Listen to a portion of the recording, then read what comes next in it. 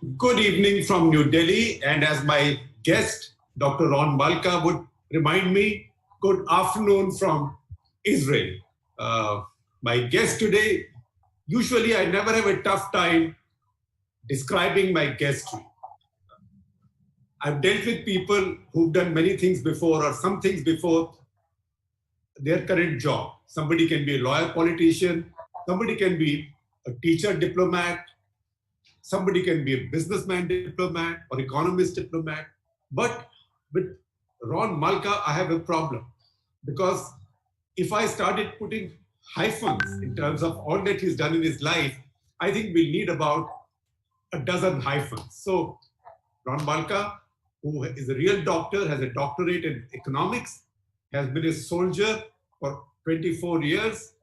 After that, he worked with an intelligence organization, Israeli Intelligence Corporation, for 9 years. Then he's been advisor to the Israeli Chief of Defense Forces on financial issues, which I presume must be budgetary issues because he knows finance and he knows soldiering. And then he's been a teacher of finance. Not just that, he served on the board of the Israeli equivalent of what is our SEBI, Securities and Exchange Board of India, and been its acting chairman as well, and handpicked by Prime Minister Netanyahu to come to India. Right now, he's caught on the wrong foot in Israel, but right foot because it's his country. So, Ambassador Ron Malka, welcome to Off the Cuff, and thank you very much for finding the time. Thank you so much for your kind words and for inviting me. Thank you. You miss being in India. I know that you're in quarantine right now in Israel because that's the rule, that's the protocol, that once you come into the country, you have to spend 14 days in quarantine. But are you missing being in India because we have so much excitement going on here? Yes, well, actually, I'm now in Israel in quarantine, as you mentioned, but I don't miss anything. Always watching and always being updated. My staff is there. The embassy is working ongoing always. So we are doing lots of stuff. And I can also say not that we are updated. The cooperation was enhanced, and we got even closer. And the friendship between Israel and India is now exposing itself. And we are sharing more and more. And I can say that under this crisis, this Corona crisis, the relations even became closer. So we are always updated, always know what happened, always willing to share and to do things together. And it works so well just now. So many things are happening in our neighborhood and in our environment. But I think right now, the whole world has only one concern, a topmost concern, and that is coronavirus. So where is Israel right now in its own fight against coronavirus? And a very important question for all of us and the rest of the world, how do you see the progress on the Israeli vaccine project? Because we saw some stories, in fact, I spoke about it in my Kartak letter. It is a lab that works very closely with your military, but we haven't seen very much else since then. So what is the progress? Because there's a lot of excitement about that in India as well. First of all, we can say now that Israel got full control of the infection curve. So we realized from the first beginning of this crisis, of this pandemic, that what we need to do until we get a vaccine, and for sure this will take time, we need to flatten the infection curve and control it as much as we can. So it took dramatic measures from the beginning. I think Israel was the first country to stop incoming flights from infected countries, for example. But we took very strict measures. And now I can say that we got full control on the infection curve. The number of active cases is rapidly declining from day to day in Israel. There are much more people that are cured, fully cured, than the number of people that are infected. So at most, there were totally 7,000 people in Israel that were infected. Less than 2,000 are now active, and 200 unfortunately died. And only 33 now are intensive care. So we can say that we got full control, and also we started relaxing the lockdown that we implemented. So we are now in a process of relaxation. So schools got to work together to work again. All the business sectors, the working sectors, both public and private, are going back to work, and we're now what we call trial and error. We relax the restrictions, we keep watching, controlling, and always aware of the infection curve. And as I said, if we'll see that we have any leaks or any concentration place that more and more people are getting infected, we'll take the right measures in order to balance between the need to, as I said, control and prevent infection, but on the other hand, to let the economy go on in livelihood as we want to control. So this is one thing that I can say, full control, relaxing now, exit strategy from the lockdown, and always controlling and trial and error. As far as the process of the vaccine, I can say that, again, from the first beginning of this crisis, we harnessed our best technology, our best scientists and engineers are working round the clock in order to find a vaccine, to develop a vaccine or a full treatment to the coronavirus. There has been a dramatic progress, breakthrough, I would say, with the Israeli Institute of Biological Research, that they managed to develop three kinds of antibodies that actually stop the coronavirus and block it and prevent it from infection the human cell, which is good news. I would say a real dramatic progress. And this will shorten the time that we need until we'll get a full treatment for this disease. And of course, still working on few initiatives, trying to find a vaccine, not only a full treatment, but a vaccine in order to, of course, spread it, in the world and to see how the world can get immune from this virus. So this is more a treatment than a vaccine. This is more a treatment. What you find, the breakthrough is in a treatment. So there are other breakthroughs that, in testing, we did dramatic progress in testing, new testing, fast testing with really fast results and so on and so forth. But this specific breakthrough with antibodies is more about full treatment and not a vaccine. The work on the vaccine is still ongoing. There are some advances, but still we need to wait for this. This will take this treatment technology, which actually produces antibodies in the human body to fight this virus. Exactly. So if at what level is it being tested now? Well, it's on the process. I'm not a scientist, but I can say that it's in the process of experiments. And this breakthrough which shortened dramatically the time for getting a full treatment. So I think within a few months, that's what we are expecting, to see it within a few months, tested and approved full treatment for the coronavirus disease. Well, it's not still a vaccine. It's not still a vaccine. I'm glad that there is something that you say you are not. You are saying I'm not a scientist. Yes. There is much talk about India and Israel cooperating also on the fight against coronavirus. We saw that there were some high-level contacts. So what exactly is happening between our two countries?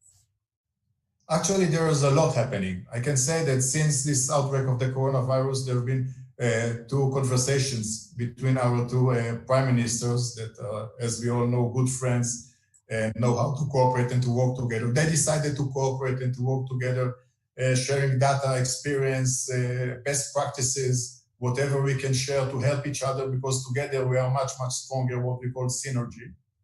And there is also more things that are more specific.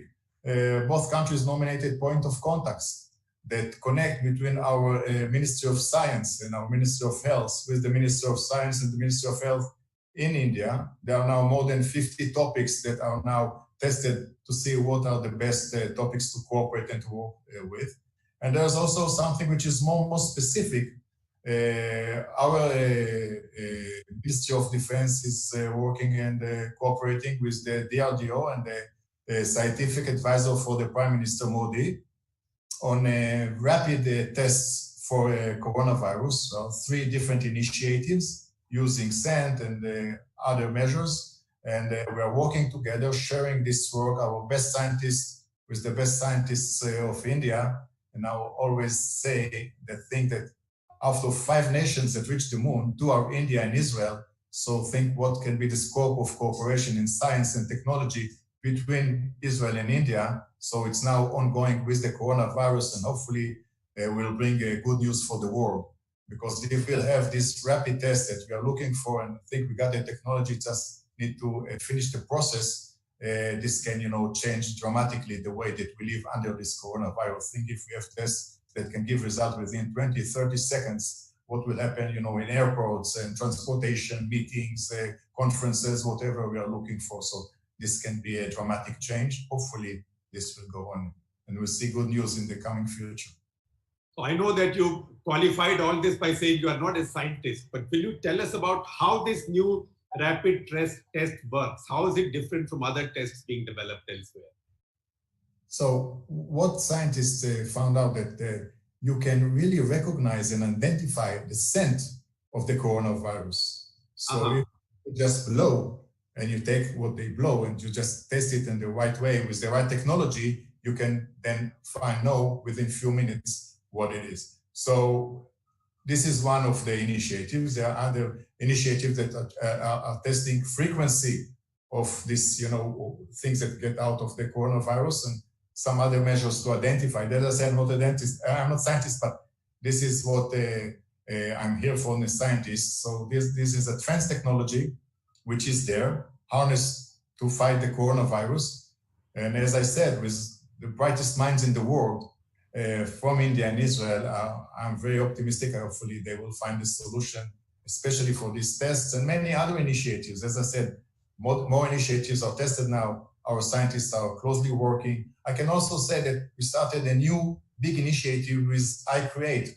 It's an incubator in Gujarat that we are working with for a few years, but now we decided to focus on the coronavirus. So many startups in Israel that are now working on the coronavirus, with startups in India that are working on the coronavirus are now gathering together. We just connect them and see what we can do once we get this spark that we are looking for, the rest.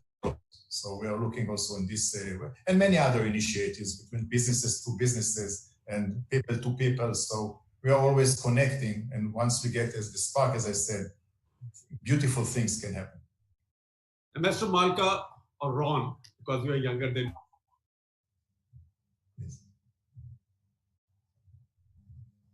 Israel is a country with a complex politics, almost as complex as ours. Although I'd like to maintain that we are more complicated than even Israel. How do you manage a crisis like this coronavirus pandemic when you have so much political instability? For almost a year and a half, you did not have a set government. You had 3 elections where you could not make up your mind, the people of Israel. And then you had all this deal making going on. How does this influence decision making and governance in this crisis? Well, I can say, even before this crisis, people kept asking me, so now you didn't manage to to form a government, so we went to 3rd roll of elections. What happens there in the economy? But what is beautiful and what we see is that although we couldn't form, we had 3 rounds of elections, and it took time until we formed a coalition and the government. The government that was there kept working, kept doing things. The economy went on. Everything was going on as usual. Maybe we didn't take any new big structural reforms, but everything else worked very, very well. We can see with the results of our economy, what happens in our society. So it's a debate.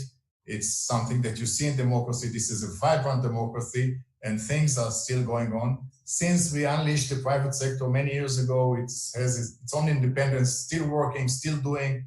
So things are going on. And also in this crisis, so we managed, although we have transformed a government, we managed to overcome this crisis until now. As I said, we got full control of the infection curve, and measures we're taking with our checks and balances. So democracy is there, that we harness technology, and we took measures that we don't usually take, like a contact tracing and other measures. that we decided. And again, so it's the executive authority got the permission from the legislative authority. It's always supervised and controlled, and is also timed with timeline. So we have our checks and balances. We have the distinguish between the different authorities, and it's a vibrant democracy in its best. Yes, we are so obsessed with our own politics that we don't cover Israeli politics very much. But just to explain to our viewers, in Israel, two parties fought 3 elections, but they could not get a decisive result. Israel has a proportionate representation system in its parliament. Depending on the percentage of votes you get the number of seats. So both set up their coalitions, but nobody could set up a convincing coalition. So finally, you had this marvel where both rivals have come together to form a government. Now, I know it's politics, but it's your country's politics. So your internal affair, not my country's. So you can talk about this.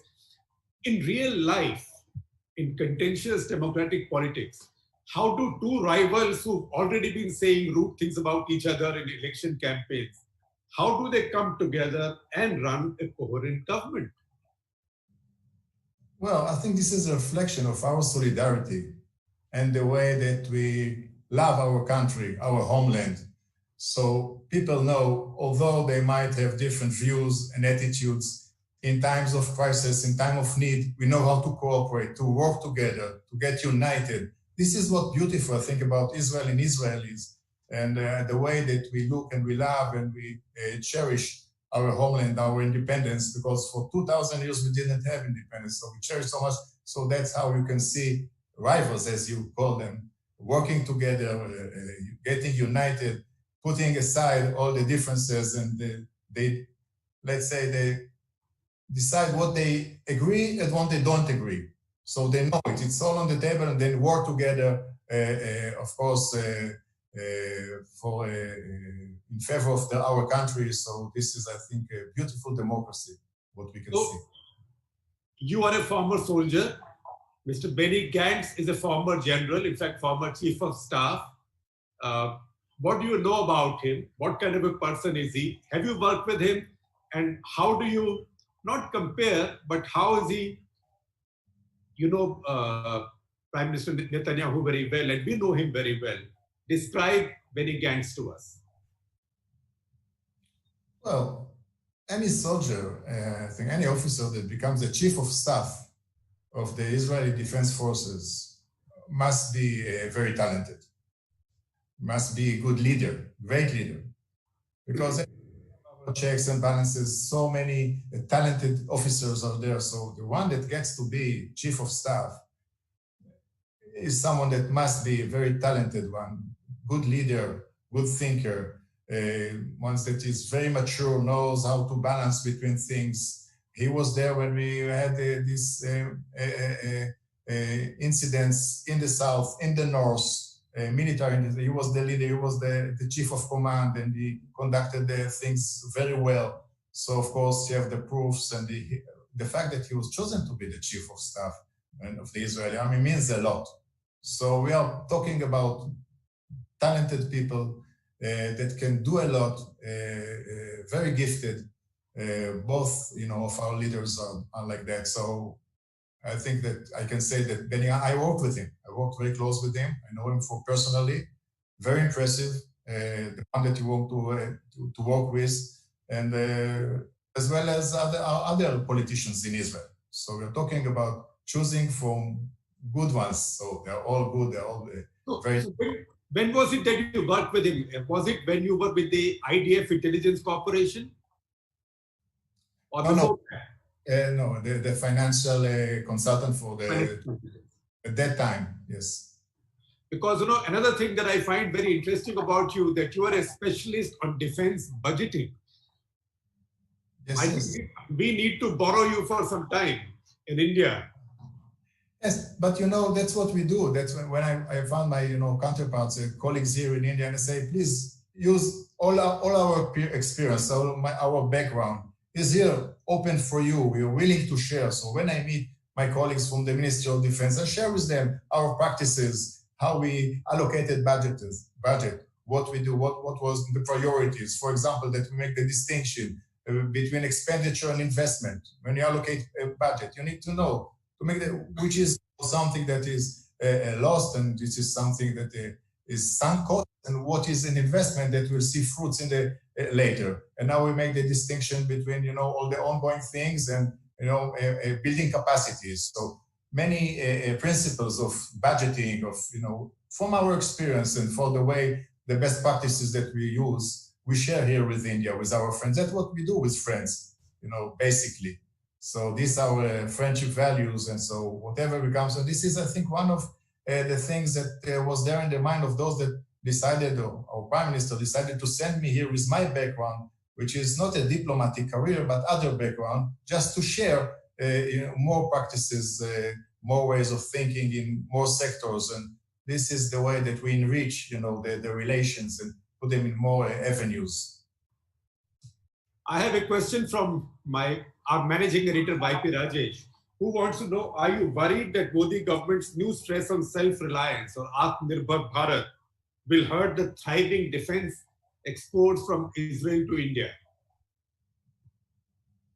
Well, first of all, I can say that what Israel and India are doing in defense and other are building a self-reliant of both Israel and India. What we do together, what we share together, is in favor of self-reliant and independence of India and Israel. Because you need to understand, Israel and India, not just that they don't compete each other, they complete each other. Israel, small country, fully employed, trying to find new places to produce, to work with, and even to export with. So for Israelis, again, full employment. We have even shortage of manpower from all levels, skilled and unskilled. For us to come to India with our technology, with our experience, with our practices, to work with India, to produce in India with Indian workers on Indian soil, and even later to export from India to like-minded countries is something that works very well. This is why this friendship is so good, this cooperation is so fruitful and so rewarding, both for Israel and India. And we talked before about cooperating and sharing the technology and science. India and Israel together can build capabilities and capacities that now exist only in the superpowers. I think I said, out of 5 nations that reached the moon, 2 are Israel and India. So both countries are very advanced in science and technology, given the trust and the respect that there is between India and Israel. There's unlimited scope of cooperation. So Israel is happy to bring its technology and ideas and become a part of Make in India. Exactly, yes. And I said that it's more than just completing each other, but there's a mutual trust, mutual respect. We don't have any conflicts and not any different interests. So it's there, mutual trust, mutual respect. We share the technology, work together. We complete each other, as I said, for Israelis to leverage and to up-level what they know, what they have. Our achievements and our technology is just, for us, for Israelis, it's a good opportunity to come and work with India, on Indian soil, for India and for the world. Because Israel has the technology, India has the scale, and both India and Israel have entrepreneurship. Exactly. So we're bringing our scientists, our technology, our achievements, and our experience, even from battlefield, with counterterrorism, with agriculture, with water management. We bring our experience. So many similar challenges. I've been here almost a year and a half here in India. I see that many challenges that I see in India look so familiar for me. So many similarities between Israel and India, so many challenges that India is facing, Israel faced in the past, and vice versa. Many challenges that Israel is now facing. We can learn from India and get the experience and use the experience of India. So, as I said, it's a great friendship. It's on very strong foundations, and just, the future is bright for us. Srijan Shukla, who works with us, He wants to know what are the specific lessons that India can learn from Israel in COVID management. Well, actually, I can say that we share everything, our best practices. Whenever we held some new guidelines, new practices, we share it very fast with India. And we work together. Israel and India both realized from the first beginning that dramatic measures should be implemented in order to somehow control the infection curve. So we work together, we share the best practices, we share the guidelines, the way that we conduct it, we do things, the way that we try to balance between the need first to control the infection curve and then to allow the economy to go on. So I think we're just learning from each other. This is an ongoing process of learning, sharing on an ongoing basis, and just learning from each other. So in the short period that you've been in India, have you seen India's security environment improve or deteriorate? The way that I see it, it's improved. I think that India built capacities, and India is strong and also projects strengths. And these are things that we can see and we can feel. Don't need an expert, not to be an expert to see that. So I think that in terms of security, India is now in a better position than it used to be, and it's still an ongoing process. And I can even say that Israel is proud to be part of this process, because you need to understand, for us Israelis, India, which is a great player and becoming a more and more important player in the international arena, for us to see India getting stronger and more influencer is something that we love. We love to see, because we think that India has the role of balancing the world with its attitude, the way of doing things, and friendship values and cooperation values. So for us, being part of the process of strengthening India and becoming stronger and stronger is something that we want to see. So how does Israel, I know Israeli diplomats are very simple. India has two adversaries. One, you don't have any problem with Pakistan because it's not a friend of Israel's. But the other is China. And so far things were quiet, but lately things seem to be a little bit active, or more than a little bit active in that area. How does Israel manage that relationship? Because China is a friendly country for Israel as well. Yes. Well, as I said before, Israel is a small country, full employed, surrounded with not very good friendly countries. So for us to go to the world and to try to find markets in the world and to upgrade and leverage our technology and achievements is something that is very understood. The economic between Israel and China are purely, the relations are purely economics. So this is something that we decided, this is something that we somehow put boundaries for, and we have full control of the way that we cooperate and work with China. China is a very important market for Israel. But then we understand that we want to control our technology, our achievements, breakthrough developments. So we control it very well. Israel is a small country, very good regulation on technology and IP, especially IP. We control it very well, and India knows that. So I don't see any contradiction with that. Understand that for Israel, China is a market, and the relations are purely economic, is understood very well also in India. So when you say a relationship with China is purely economic, I'd like you to complete that sentence. Relationship with China is purely economic, and relationship with India? Wow, it's a strategic partnership. It's much, much, much more wider and deeper and stronger, and the scope of it is much, much, much bigger.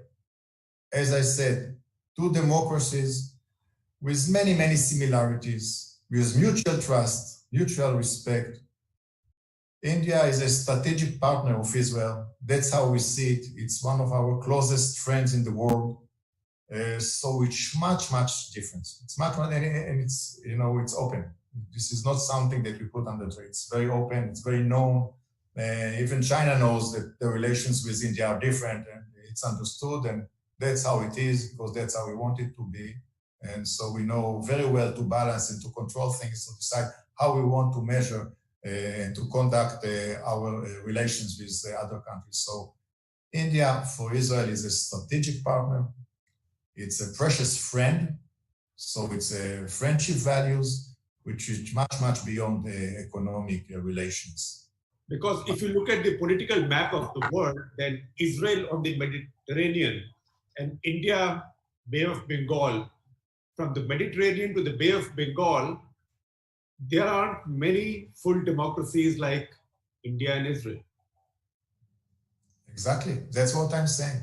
Two democracies, two countries, nations that respect the rule of law, the right of everyone to express himself for self-identification. And so I think that both countries that are democratic in democracies in this big area, it's only understood, very well understood, why they can cooperate and work together. One, there is, of course, mutual trust and respect. Sajid Ali, who works at ThePrint, he wants to ask, how will you deal or can you afford the combined backlash from Muslim countries, Jordan, Turkey, Egypt? These are countries that recognize Israel.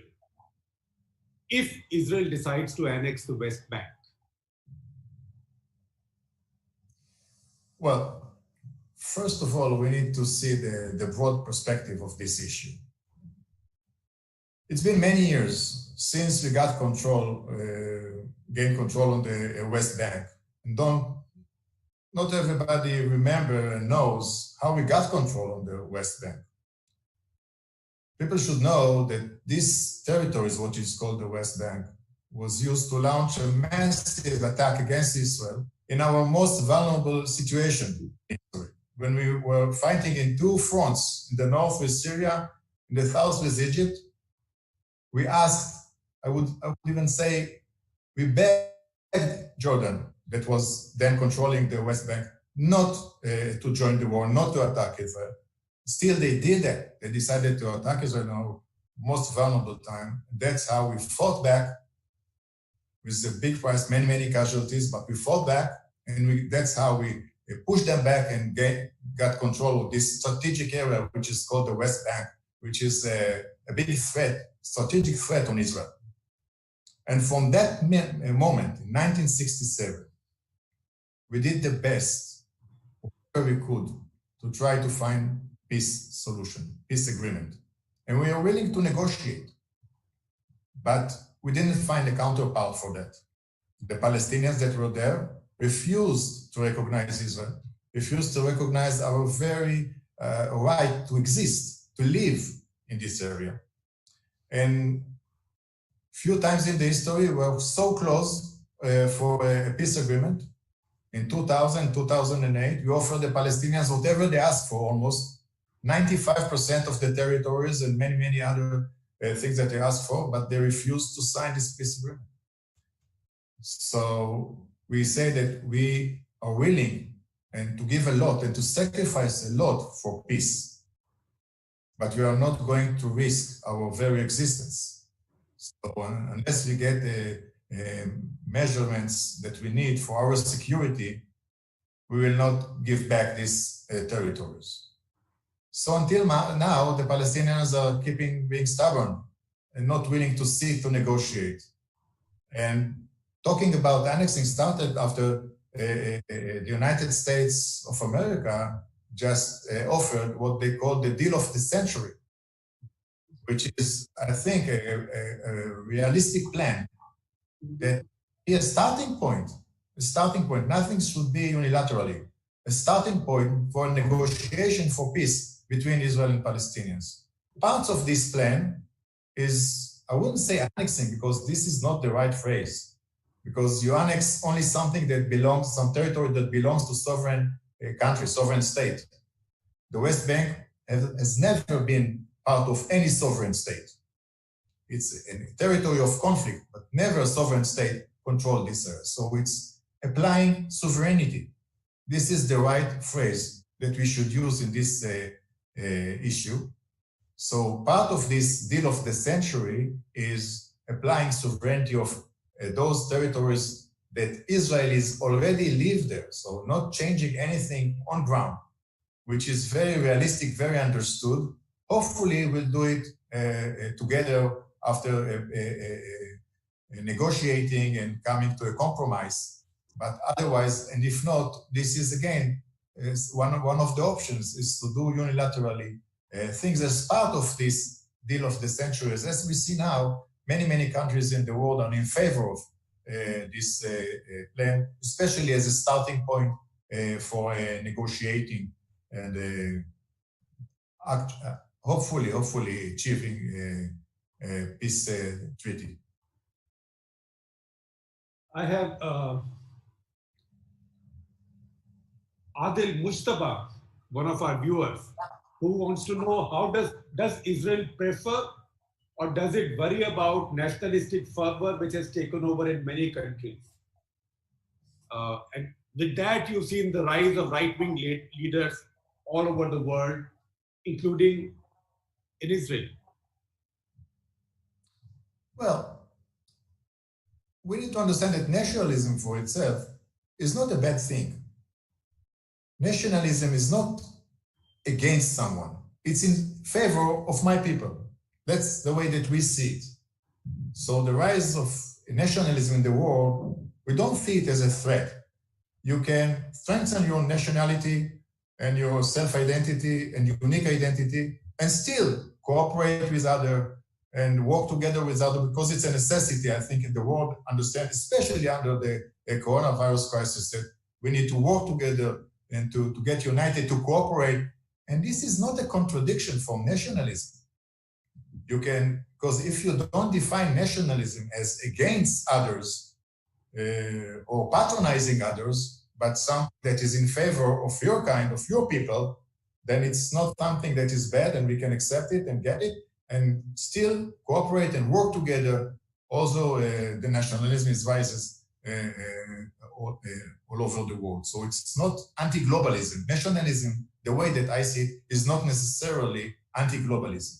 It's just the way that we use it, that we conduct things, and I think the actions and the decision that we make now will shape the way that it will be in the future. Will be something that unites and helps cooperation or against cooperation. Will you give me an example of good nationalism and not so good nationalism around the world today?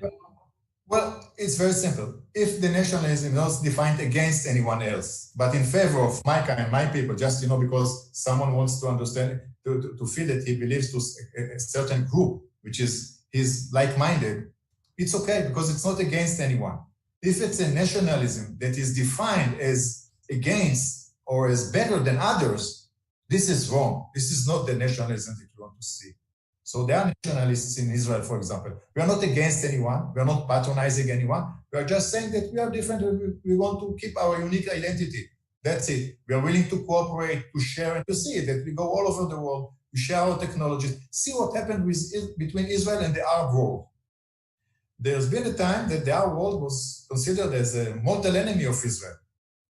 Now we see that there is no conflict between Israel and the Arab world. It's been more than 46 years since we last fought in our country. Many Arab countries are becoming our friends now because they understand that it's good to be a friend of Israel because we are willing to share, to work together, to help, to share not only our achievements, but the mistakes that we did on the way, and to help because this is part of our broad vision of making the world a better place to live in, and to cooperate and to share whatever we have with us. So this is the good way of being nationalist and trying to say that, okay, I'm different, but it doesn't make me better or doesn't say that anyone else is wrong or not good or I should be against it. No, this is not the way that we define nationalism. Two questions that overlap. Mohit Mathur, who's one of our viewers, one of our guests, who's asking essentially on the rise of China. He wants to know, how does Israel view China in the global power context. And then I have Nayanima Basu, who you might know. She's our diplomatic correspondent. She wants to know that how do you see this tussle between the US and China, particularly with WHO in the background?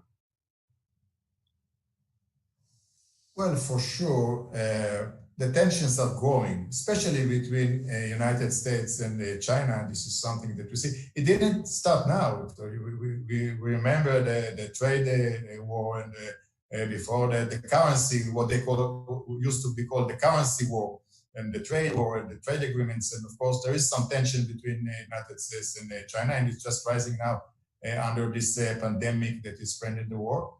I think that China now is in a very bad position globally because it's being accused. I'm not saying that I have any proof, but I just say that people are accusing China for what happened, for not sharing in time, and not being transparent to the world in this pandemic. These are the things that I think still remain to be seen after we're still now fighting this crisis. So of course, things are going to change. And it's much, much more related to the way that people would think how much is it right and to blame China for what happens in the world for this crisis, how much China is really to be blamed in, because I think that China will, of course, will answer these accusations and we'll see what will be the impression of the world, should China be blamed or not. And I think this will change a lot the balance and the equilibrium of forces in the world. So now we are underway in the midst of some changes that are still happening, and we'll still need to wait until December think, and then we see what will happen.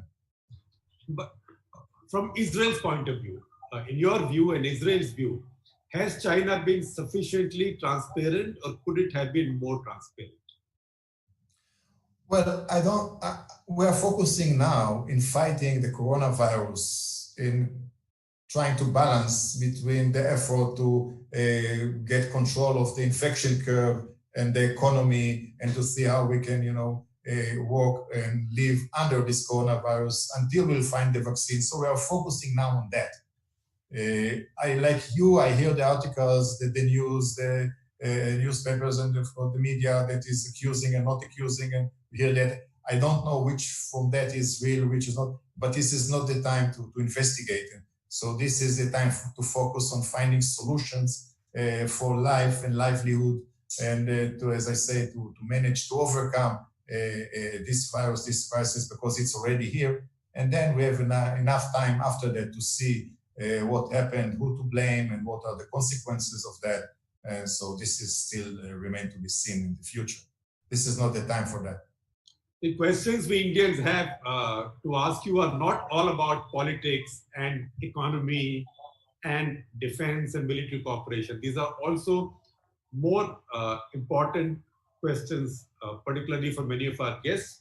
So we have Shikish Mishra, who wants to know, does government of Israel have any plan to provide scholarships to Indian students for PhDs in Israeli universities, especially in the field of, he's very specific, artificial intelligence? Well, it's a simple answer, yes. Because what we realize and what we see that although we cooperate in education, it's not enough. The scope is much, much bigger.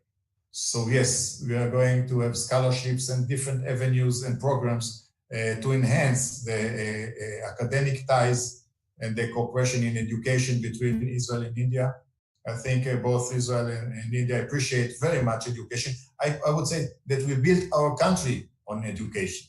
We didn't have any natural resources. So we focused and invested in human capital, which is especially education, which later became to innovation and, of course, creativity and so on and so forth. And that's how Israel is now a prosperous country, very successful economically, but not only. So I think that education is something that we can enhance the cooperation in, and so we're going to work on many programs and incentives, and build structure of incentives that will attract both students from India to come to Israel and from Israel to come to India, scholars, researchers, much things that we can do under education and academia. And as you well said before, I come from the academia. So in my last position before I became a diplomat, the dean in the academia in Israel. So I can say again that the scope of cooperation between Israel and India in academia is endless. Well, that will make Shikish happy. Now, there's been an FTA in the works between India and Israel for some time. How come we haven't heard about it lately? Yes, the one that we had was cancelled by India, but now we're working on a new one. It's a very advanced process because, as I said, generally about the economics, I can say also of trade relations, India and Israel, not only that they don't compete each other, they complete each other. There is no threat, no risk that Israel will flood India with Israelis products. We don't produce anything. It's more about, developing systems, technology. So we don't have any mass production. So you will not see any flood of products, Israeli products in India. And of course, we are willing to have products from India that we don't produce. I think that if we find a way that we can work and enhance the trade and expand the trade relations between Israel and India, it will be in favor of both Israel and India. So we are working on that now. It's underway. I think it's very advanced. And hopefully in the future, we can announce a new FTA between Israel and India. We are working on that very closely. This is in the works. This is in the works. This is not stalled. No, we're talking about products from between India and Israel. Yes. I'm saying FTA has not stalled. It is in the works, I'm asking you. Well, there used to be one FTA, but now we are working on two FTAs. So it is FTA bilaterally between India and Israel. So because if I understood your question. Yes, correct. Now, what is the status of our defense and military cooperation besides buying and selling? Well, I can generally say, these are not things that we are getting very specific with, but I can generally say that Israel is willing to share its experience, its best practices, of course, our achievements, our technology, whatever we can share, because on the basis of, as I said, mutual trust, and giving that for Israel, India is a strategic partner, we are willing to do a lot. So we are working together in many areas of defense, security, homeland security, defense, cyber security, all kinds of security. The cooperation is there. It's ongoing process. And so I can say that it's very broad. The relations and the sharing, the cooperation is very broad in many sectors and very open. How extensive is the intelligence sharing cooperation? Well, there is, of course, we share information. Information is a very vital issue, especially nowadays in many sectors, many things. Take, for example, the coronavirus. We share all the information, the big data, the data analysis that we do. Of course, data and information between two strategic partners and two close friends is something that is ongoing, is wide. And I think it's a great cooperation. But I'm talking also of intelligence sharing on security, counter-terrorism, things like that. Well, I would say that as Israelis, we are more focused on our region. So we know very well what happens in our region. We put our resources and sources basically on our region and our threats, and you know about them.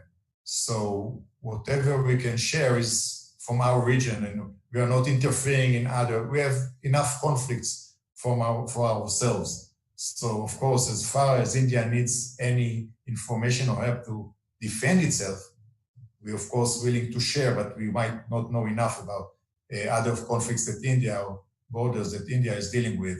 So we are not against anyone. We have enough conflicts for ourselves. But when a precious friend needs help to defend itself, we are there and willing to share whatever we can. So between India and Israel, there are no contentious issues I know, except possibly one. So how do India and Israel skirt around the I word? Because there is a country whose name begins with that country called Iran. And that's where India and Israel have, in many ways, contrary views because India has a traditional old relationship with Iran. Israel and Iran have been at odds now for quite some time. Yes. So first of all, I want to explain something about Iran and the relations between Iran and Israel. We Israelis have nothing against the Iranian people. We much appreciate them and have a lot of sympathy to them. We think that the potential of Iran as a nation, which is its great heritage, being a wise people with so many achievements, so many abilities, so big potential. It's only sad for us to see where they are now. They could be one of the world leaders in economic, in science, in many, because the potential is, unfortunately, things have changed since 1979. Until 1979, Iran and Israel were very good friends. People don't remember that.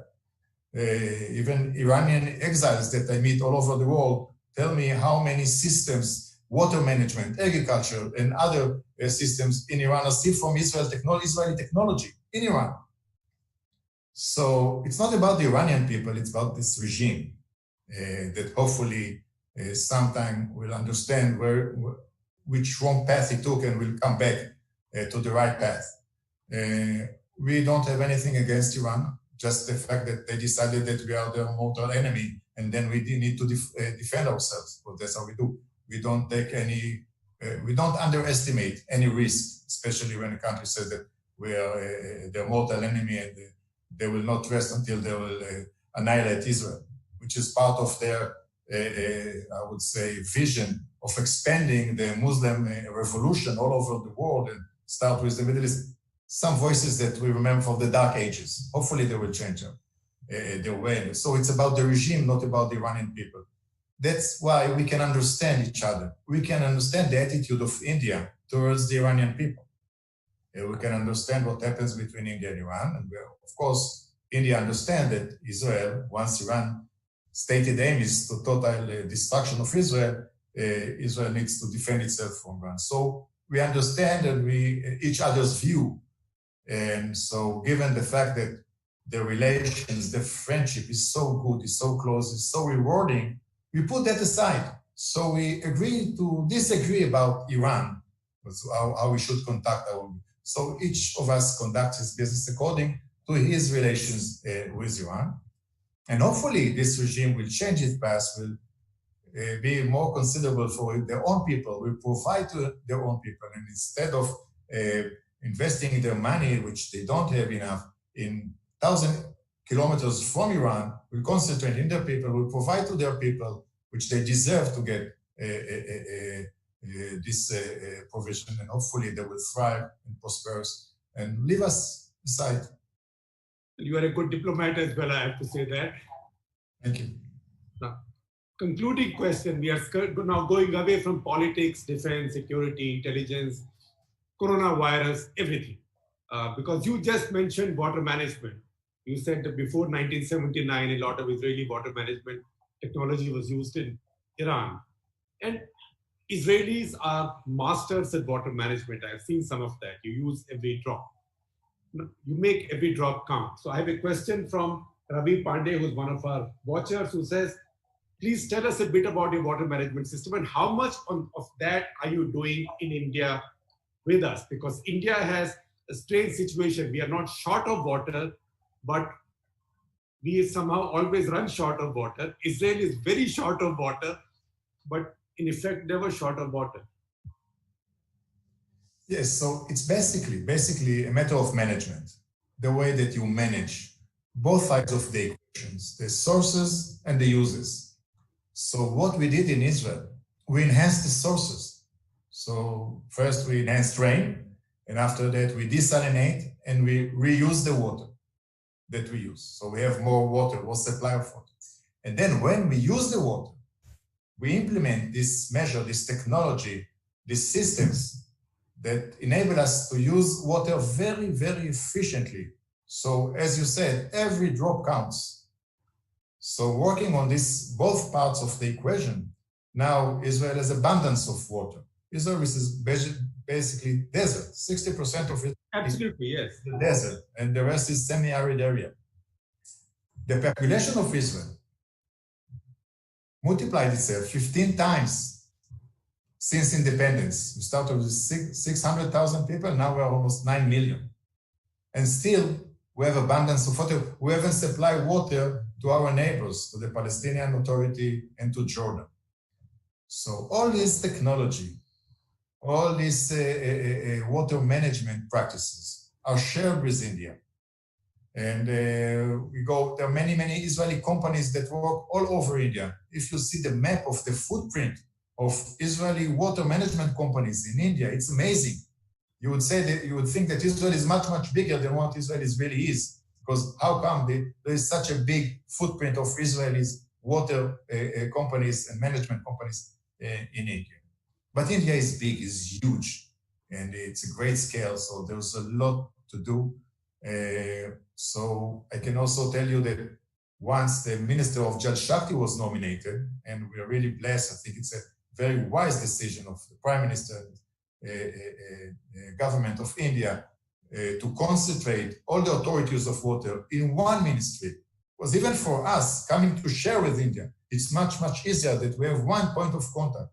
So the first country that the Minister of Jal Shakti visited and came, and of course, we planned a very, very efficient visit for him, exposing him to all our achievements in Israel. So we came to Israel with his staff, with his team. We shared with him all our achievements, all our technology, all our water management practices, which is also regulations and guidelines and laws and all the ecosystem of water management. And also we shared the mistakes that we did.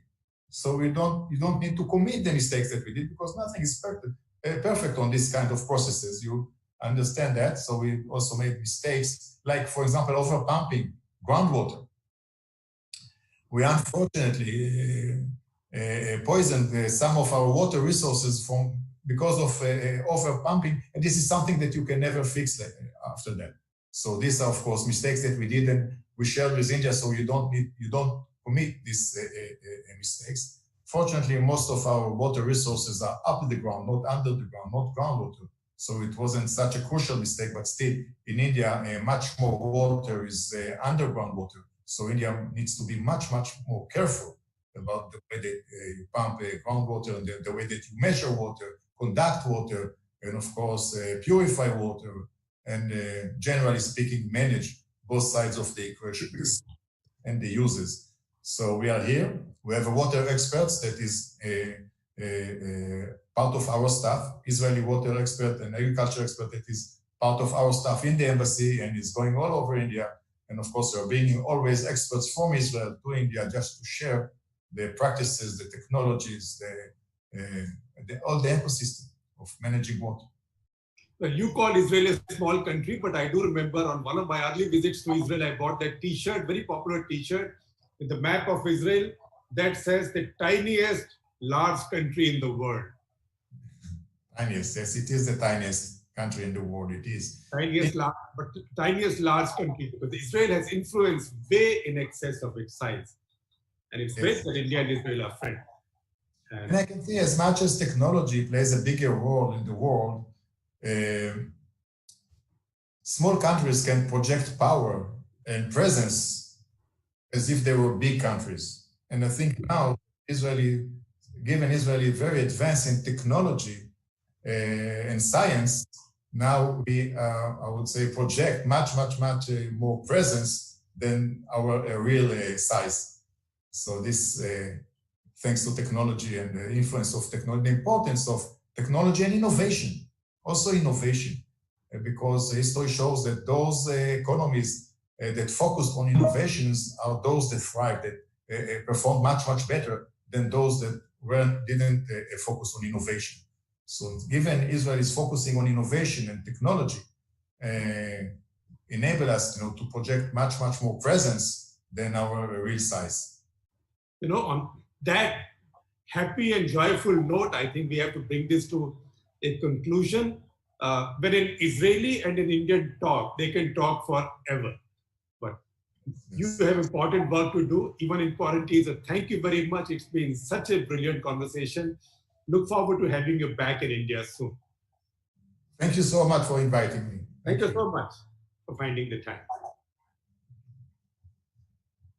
The Print of the Cup, powered by K. Raheja Corp, corporate partner Airbus, airline partner SpiceJet, in association with Jindal Steel and Power.